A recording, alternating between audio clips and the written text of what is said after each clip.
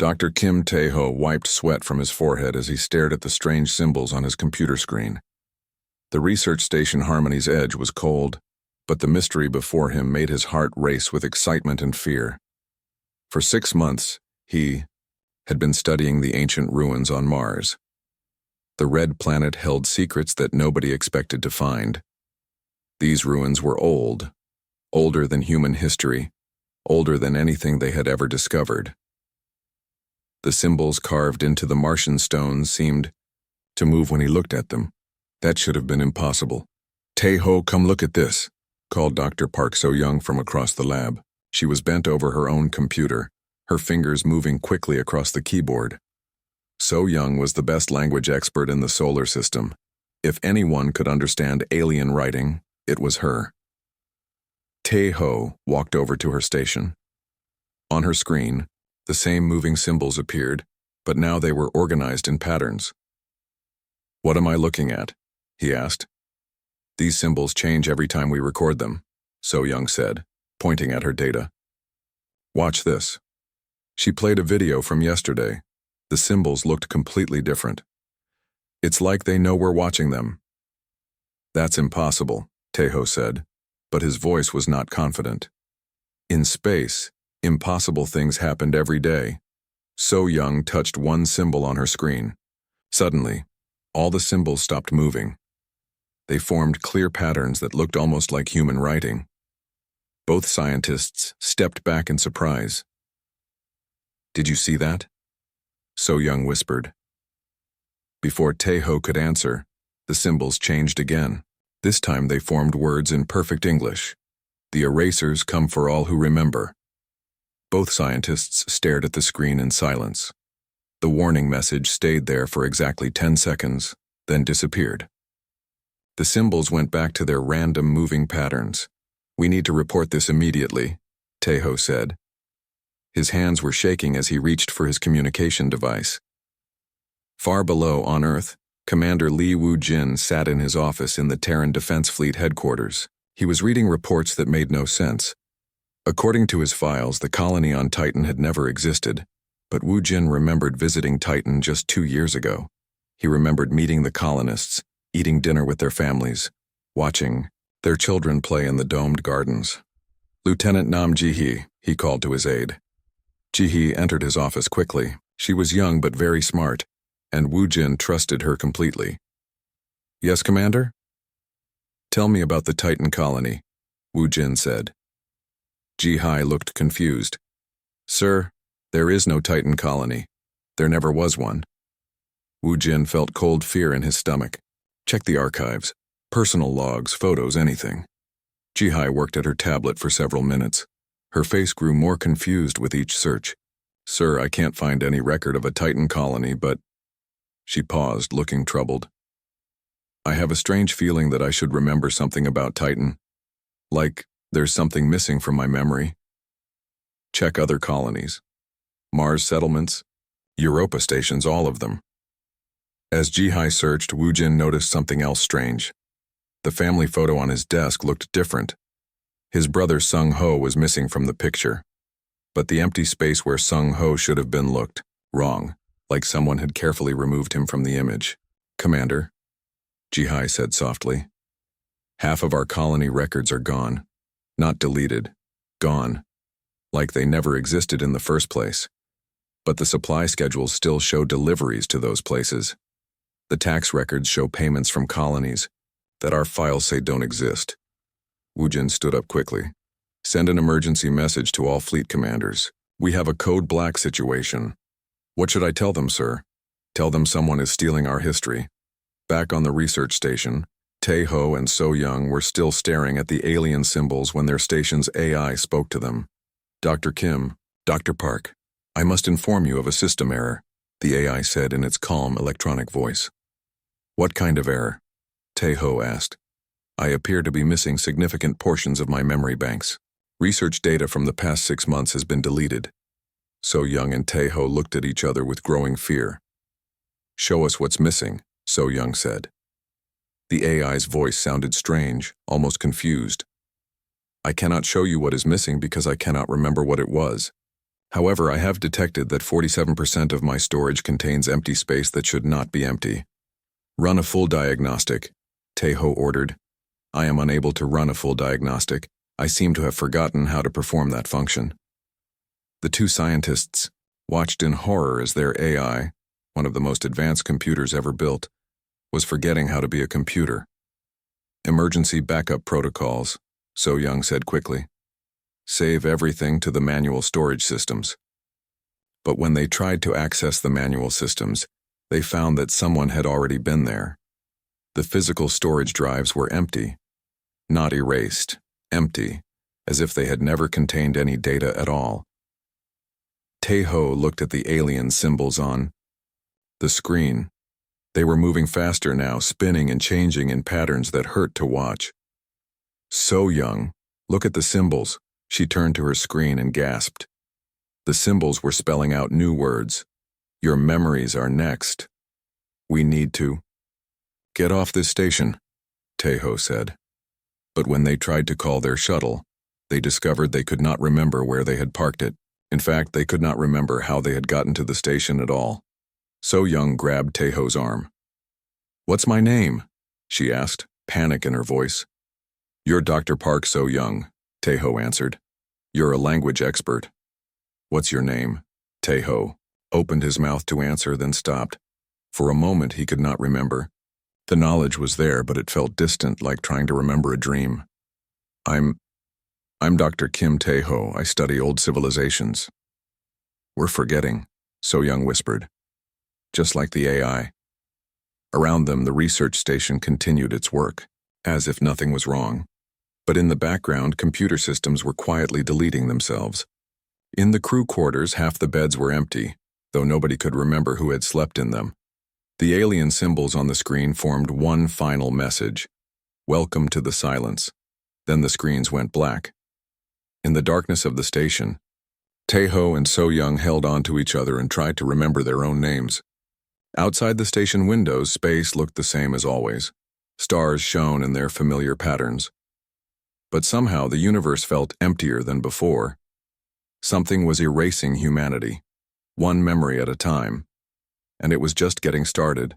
The war for human memory had begun, but the enemy was invisible and their weapon was forgetting itself. He jumped out of his bed on the deep spaceship Remembrance and ran toward the sound. The ship's emergency lights were flashing red, painting the metal corridors in bloody shadows. Minho had been captain of this vessel for 8 years, but he had never heard screaming like this. He found the source in the crew dining hall. 20 of his crew members were sitting at tables, staring at nothing. Their eyes were open, but they looked empty, like dolls with no soul inside. Captain, called Dr. Yang Hye-jin, the ship's doctor. She was kneeling next to crewman Park, checking his pulse. They're alive, but something's wrong with their minds. Minho knelt down next to her. Park, can you hear me? Park looked at him with empty eyes.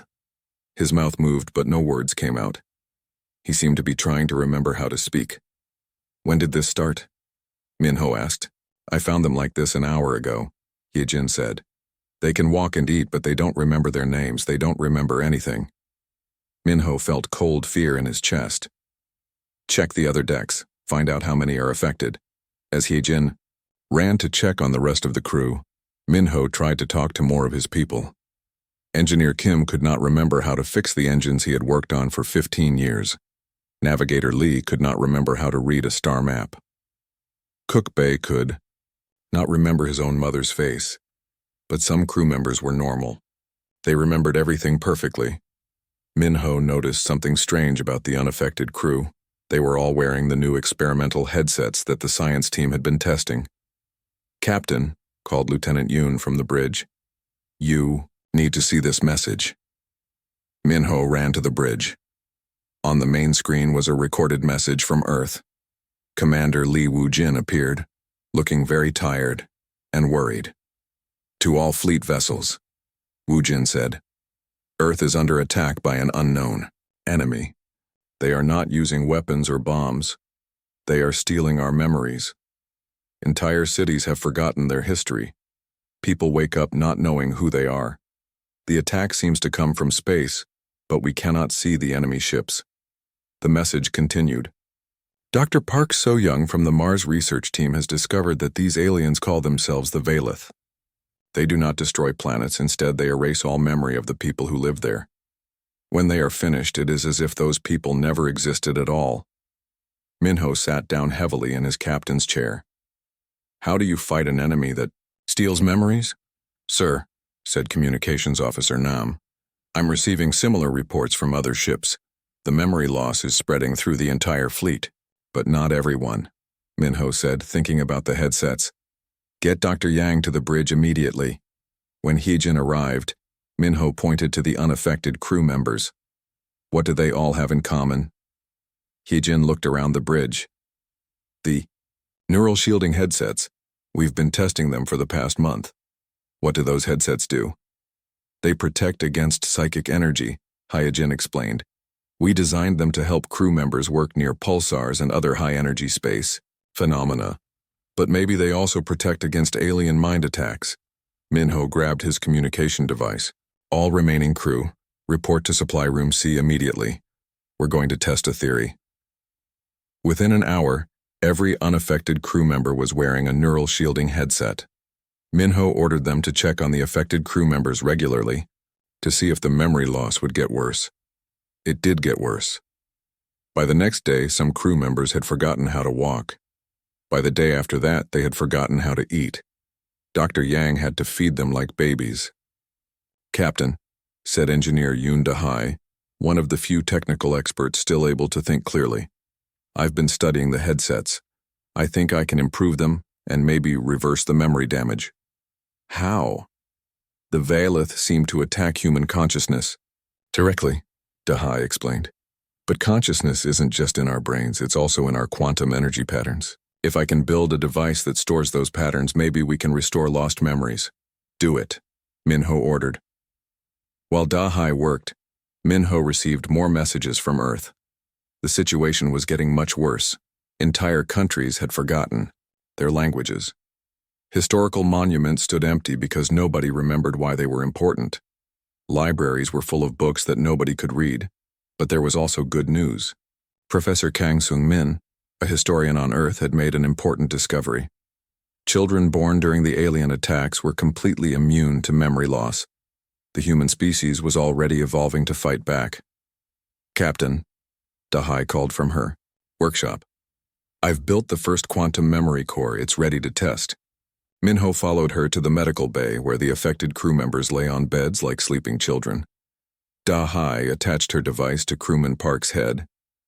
This should restore his memories, she said, but I don't know if it will work. She activated the device. For a moment, nothing happened. Then Park's eyes focused. He looked around the room as if seeing it for the first time. Captain, Park said slowly, what happened to me?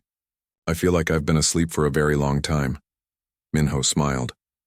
Welcome back, Park. But their celebration was short. The ship's alarms began blaring. On the main screen, strange ships appeared around them. The ships looked like they were made of silver liquid that constantly moved and changed shape. Valeth vessels, announced Navigator Lee, his memory now restored. They're surrounding us. They know we found a way to fight back, Minho realized. Red alert, all hands to battle stations. The Valeth ships did not fire weapons. Instead, they sent out waves of energy that made the air shimmer. Minho felt the energy hit his headset like a hammer blow. Even with protection, he could feel something trying to reach into his mind and steal his thoughts. They're adapting, Da-hai reported. The memory attacks are getting stronger. Our headsets won't protect us much longer. Around them, space filled, with more Valeth ships. Minho realized this was not just an attack on his vessel.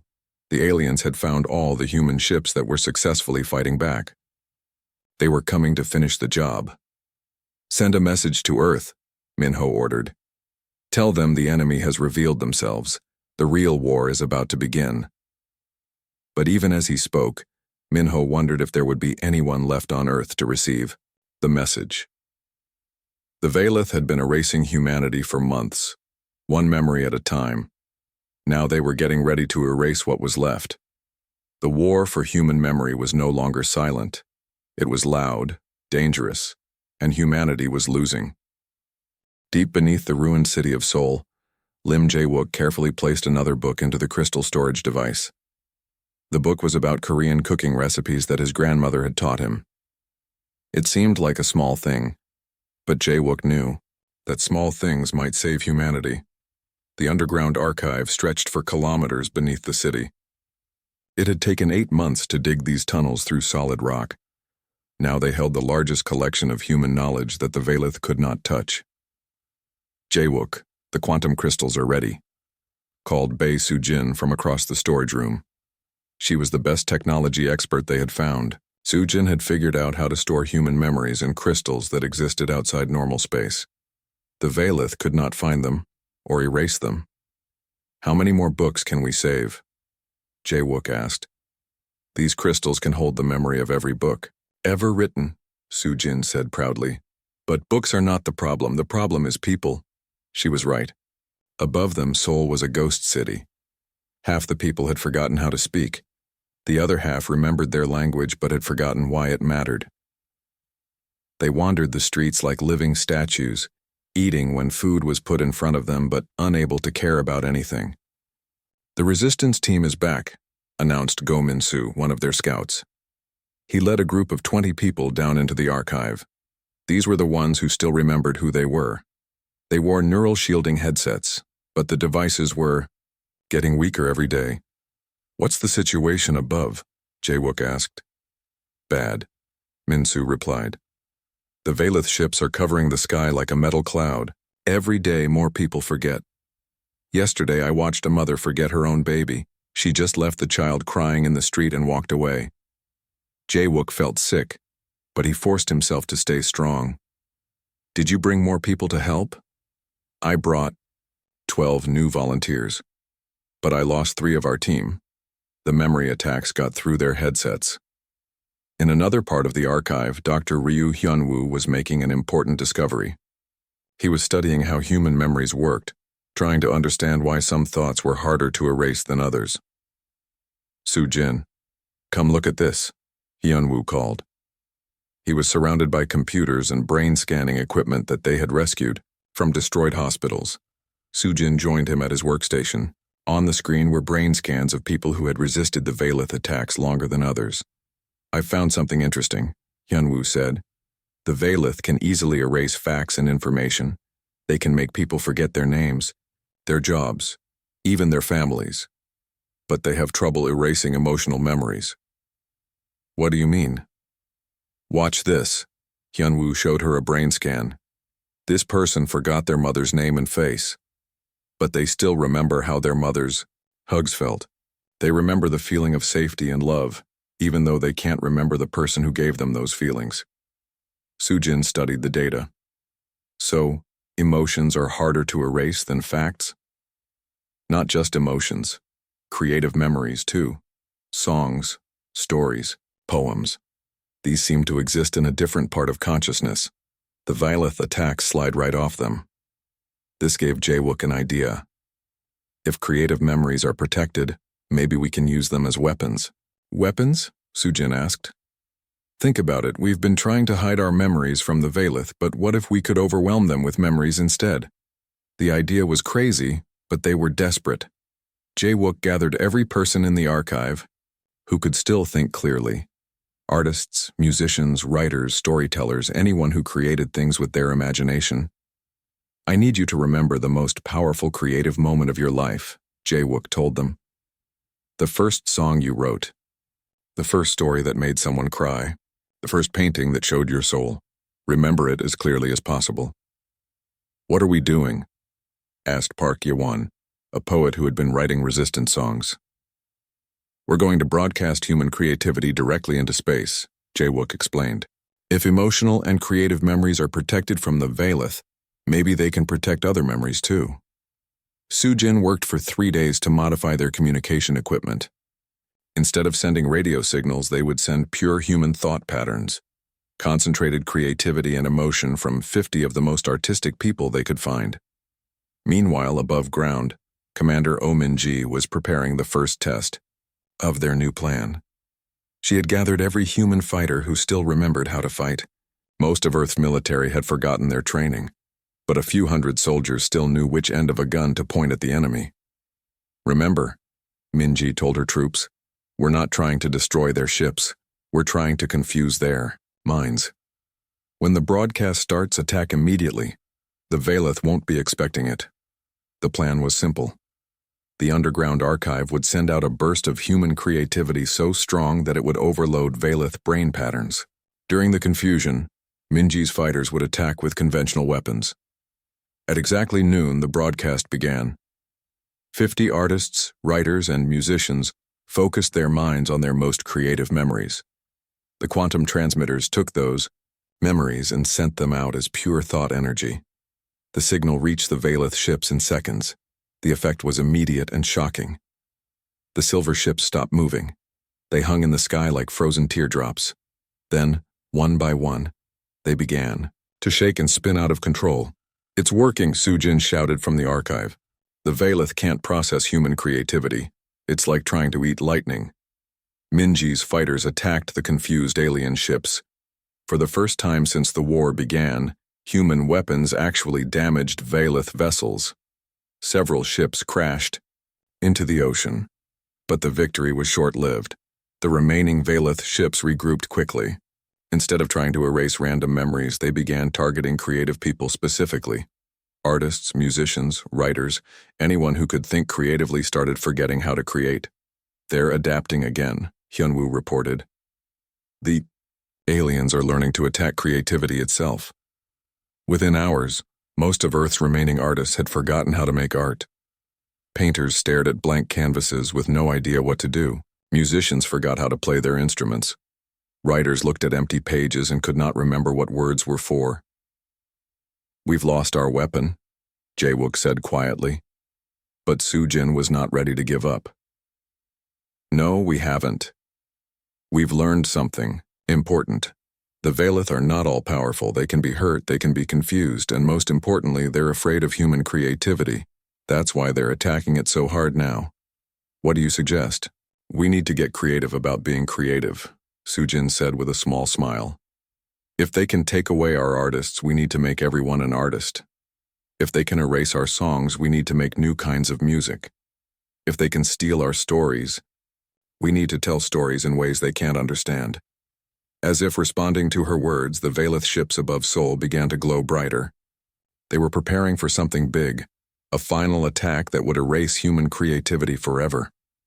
In the archive, Jae-wook looked around at the people who still remembered how to hope. They were few, but they were not defeated. Humans had always been good at finding new ways to create, to love, to remember. The war for human memory had become a war for human imagination itself. And the final battle was about to begin. Dr. Han Dong-woo stared at the impossible machine he had built with Dr. Moon Ye-rin. They called it the Memory Forge, and it was the strangest device ever created by human hands. The machine looked like a giant brain made of metal and crystal. Thousands of wires connected quantum computers to human neural interfaces. If their calculations were correct, this device could do more than just restore memories. It could make memories real. Are you sure this will work? Asked Ye-rin. She was the best brain scientist in what remained of humanity, but even she was not certain about their creation. The math says it should work, Dong-woo replied. Human consciousness creates quantum patterns.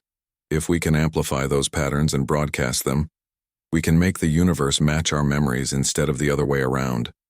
Above them, Admiral Shin Kyung-ho walked onto the bridge of the battleship, Eternal Chronicle. His ship was the largest vessel humanity had left, and it carried the only working copy of the Memory Forge. The weight of humanity's survival pressed down on his shoulders. Status report, Kyung-ho ordered. The Memory Forge is ready for testing, sir, reported his communications officer. Dr. Han's team has loaded it with memories of the Titan colony. Kyung-ho remembered Titan colony well. 5,000 people had lived there before the Valeth erased them from existence. Now, according to all records, Titan colony had never existed. But Kyung-ho remembered the children playing in the domed gardens. He remembered the smell of fresh-baked bread from the colony bakeries. "Begin the test," he ordered. In the ship's laboratory, Dongwu activated the memory forge. The machine hummed with power as it took the collective human memories of Titan Colony and transformed them into quantum energy. The energy patterns spread out from the ship at the speed of light. For a moment, nothing happened. Then space itself seemed to ripple like water. "Sir," called the navigation officer, "Titan Colony is back." On the main screen, they could see Saturn's moon Titan. Where empty space had been before. Now there were buildings, farms, and thousands of lights. The colony existed again exactly as everyone remembered it. "This is impossible," whispered Yerin. "Get me a communication channel to Titan Colony," Kyung-ho ordered. A moment later, a familiar face appeared on the screen. Colony leader Park Jimin looked exactly as Kyung-ho remembered him. "Admiral Kyung-ho," Jimin said happily. "Good to see you again. How can Titan Colony help the fleet today?" Kyung-ho felt tears in his eyes. "Jimin, what's the date?" "June 15th, 2157, of course. Why do you ask?" The colony believed it had always existed. The memory forge had not just restored the colony, it had made it so that the colony had never been erased in the first place. "We did it," Dongwu said, quietly. "We can rewrite reality." But their celebration was interrupted by alarms. Dozens of Valith ships appeared around them, their silver forms twisting with anger and fear. "Admiral," came a voice over the communication system. It was cold and strange, like the sound of metal scraping against ice. "We are the Valith. You have done something that should not be possible." Kyung-ho stepped forward. "You tried to erase us. We wrote ourselves back into existence." "You do not understand," the Valith voice continued. "We erase species to protect them, to protect everyone. There are things in this universe that must never be remembered, things that will destroy all life if they return." "What things?" Kyung-ho demanded. The Valith ships moved closer. "Long ago, there was a species called the Devourers. They learned to control reality through consciousness just as you have done. They used this power to consume entire galaxies. We are the only survivors of our galaxy. We erase other species before they become strong enough to wake the Devourers."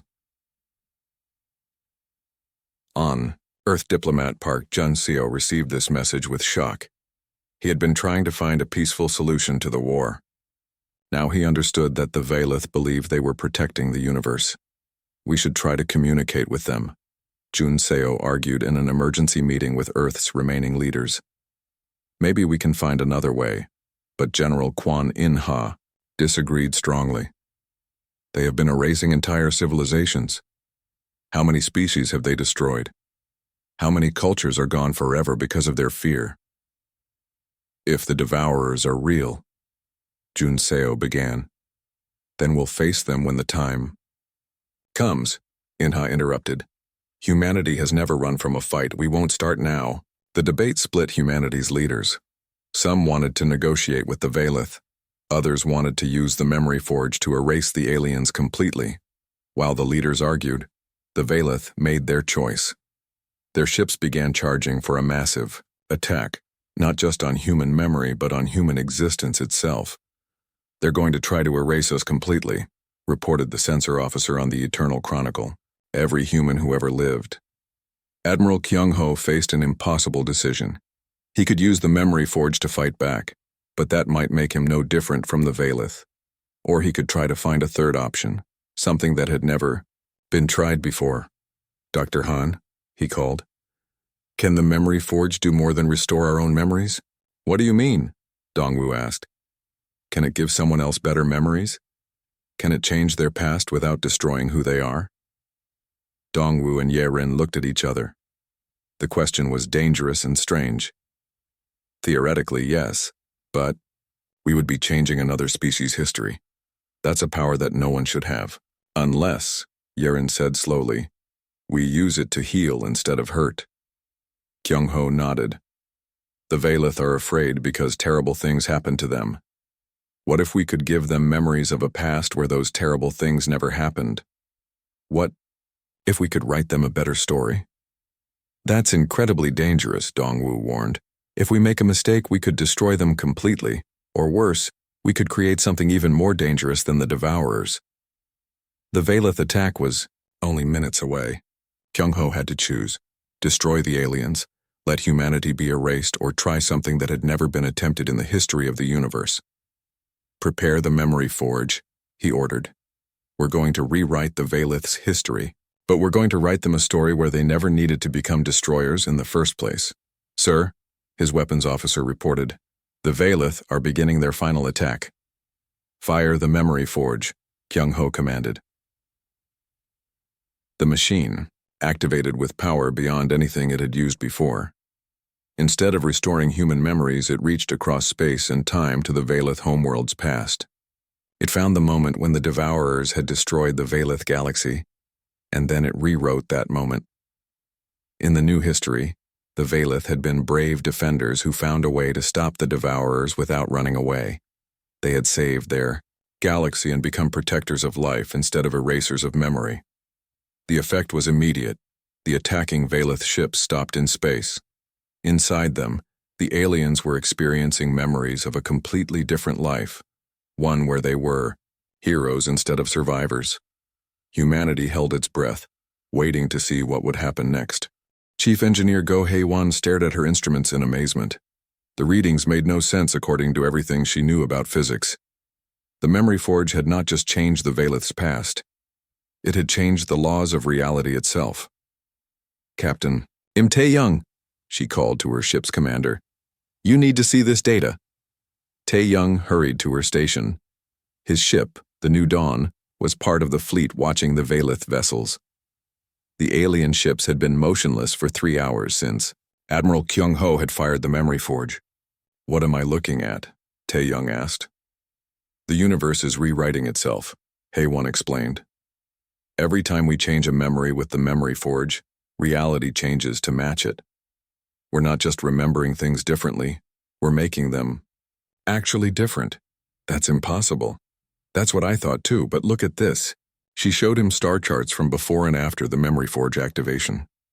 Entire star systems have changed. The Valeth homeworld now shows signs of a completely different history. Instead of a dead galaxy, their region of space is full of living worlds. On the Valeth flagship, something amazing was happening. The alien commander, who called himself Velteran, was experiencing memories that felt completely real but totally new. In these new memories, his people had not run from the Devourers. Instead, they had found a way to communicate with the ancient destroyers. They had learned that the Devourers were not evil. They were just lonely and scared, consuming galaxies because they had forgotten how to create. The Valeth had taught the Devourers to remember joy, beauty, and creation. Together, they had transformed from destroyers into gardeners, planting new life throughout the universe. This cannot be real, Velteran said to his crew. But the memories felt as solid as his old ones. More solid, actually. They felt like truth. Back on Earth, Dr. Seo Min-kyung was making discoveries that would change everything. She had been studying the data from the memory forge experiments, trying to understand how memory could reshape reality. I think I know what's happening, she announced to the Emergency Council of Human Leaders. The universe might actually be a kind of story, and conscious beings, creatures who can think and remember, we're the authors of that story. General? Kwon In-ha frowned. That sounds like nonsense. Think about it, Min-kyung continued. Quantum physics tells us that observation changes reality. The memory forge proves that consciousness can literally rewrite the past. What if the entire universe exists because thinking beings observe it and remember it? Diplomat Park Jun-seo leaned forward. You're saying we're all writing reality together? Exactly. And the Valeth understood this instinctively. That's why they erased memories. They were trying to control the story. But they were doing it through fear and destruction. So, what do we do now? Asked In-ha. Before Min-kyung could answer, a new voice spoke. It was Vel Terran, the Valith commander speaking over open communication channels. Humans of Earth, his voice said, now warm instead of cold. We wish to speak with you. We have remembered things differently now. We remember being allies, instead of enemies. Admiral Kyung-ho responded from the Eternal Chronicle. We can hear you, Vel Terran. What do you want to discuss? We want to apologize, the Valith leader said. In our fear, we became destroyers of memory and culture. We erased countless civilizations thinking we were protecting the universe. But we were wrong. We became the very thing we feared. What? Changed your mind? Kyung-ho asked. You gave us new memories. But more than that, you showed us a different way to use the power of consciousness. Instead of erasing, you chose to heal. Instead of destroying our past, you wrote us a better one. On his ship, Captain Tae-young listened to this conversation with wonder. They're actually talking to us like friends. Engineer Hae-won nodded. The memory forge didn't just change their history. It changed who they are at the deepest level. The Valith ships began to move again, but not to attack. They arranged themselves in patterns that looked like flowers blooming in space, a sign of peace in their culture. We have a proposal, Vel Terran continued. We know the locations of many worlds where we erased civilizations. With your memory forge and our knowledge, we could restore them all. We could bring back every culture, every species, every story that we destroyed. The idea was breathtaking. Thousands of civilizations could be restored to life. But Dr. Min Kyung raised an important concern. If we start rewriting history on that scale, we could change everything. We might accidentally erase ourselves.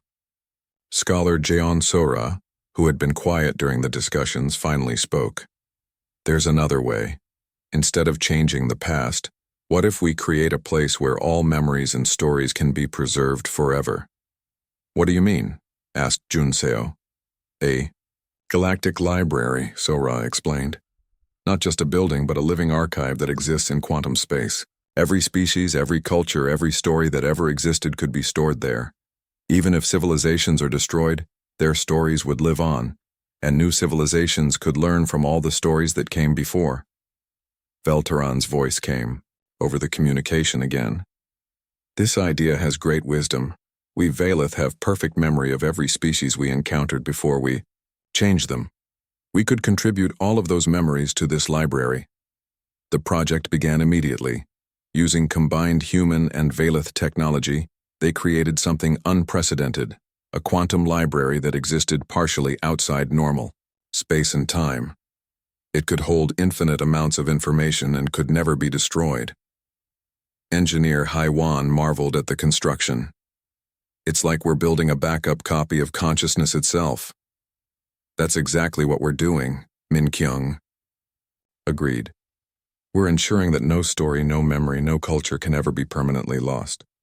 As the galactic library took shape, something unexpected happened. Other species began to contact them. Civilizations that had been hiding from the Valith for centuries came out of hiding. They all wanted to contribute their stories to the library. Soon, the library contained the memories of hundreds of species. Love songs from crystalline beings who communicated through light. Epic poems from gas giant dwellers who lived for thousands of years. Simple lullabies from tiny creatures who built cities and flowers. Captain Tae-young visited the completed library with wonder. Inside its quantum halls, he could experience the memories of any species that had ever lived. He could see the universe through 1,000 different kinds of eyes. We've become the guardians of existence itself, he said to Hae-won. Not just guardians, she replied. We've become the authors. Every time someone adds a story to the library, they're writing a new chapter in the story of the universe. The Valith proved true to their word. They helped restore many of the civilizations they had erased. But they did it carefully, working with the Galactic Library to ensure that no culture was lost in the process. Years passed. The alliance between humans and Valith grew strong. Together they became protectors of memory and story throughout the galaxy. And if the ancient devourers ever returned, well, they would find a universe full of species who knew how to write better stories. Stories of cooperation instead of consumption, creation instead of destruction, hope instead of fear. In the end, the aliens had tried to erase humanity from history. Instead, humanity had written them all into a better story. The pen, it turned out, was indeed mightier than the sword, especially when the pen could rewrite reality itself. The war for memory was over. The age of storytelling had begun.